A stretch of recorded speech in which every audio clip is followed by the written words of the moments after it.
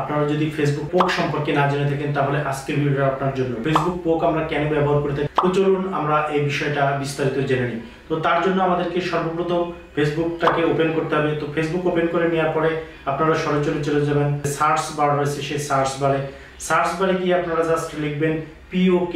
তো পোক লেখার পরে আমরা এখান থেকে সর্বপ্রথমে একটা পোকস নামে একটা অপশন পাবো, সেই অপশনে আমরা ক্লিক করব। ক্লিক করার পরে আমরা কিন্তু নিচের দিকে পোকের একটা অপশন রয়েছে, সেই অপশনগুলো পাবো।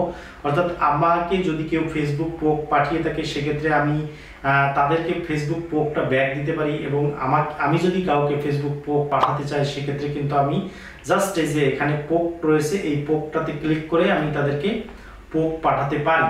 তো ফেসবুক পোক আমরা কেন পাঠাবো এবং ফেসবুক পোক পাঠালে কি হয়, ফেসবুক প্রোফাইলের কোনো লাভ আছে না ক্ষতি আছে, তার বিস্তারিত আমরা খুব সংক্ষেপে জেনে নিব।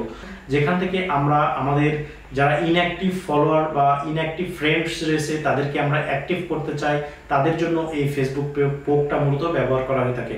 ফেসবুক পোকটা যখন আমরা কাউকে পাঠিয়ে থাকি তখন তাদের কাছে একটা নোটিফিকেশন যায়। এই নোটিফিকেশনটা পাওয়ার পরে তারা কিন্তু চাইলে আমাদেরকে ফেসবুক পোকটা রিটার্ন দিতে পারে। আমরা আমাদের প্রোফাইলের রিচ এবং আমাদের ইনঅ্যাক্টিভ ফলোয়ার বা ফ্রেন্ডসকে আমরা যদি অ্যাক্টিভ করতে চাই সেটার জন্য আমরা কিন্তু ফেসবুক পোকটা ব্যবহার করতে পারি।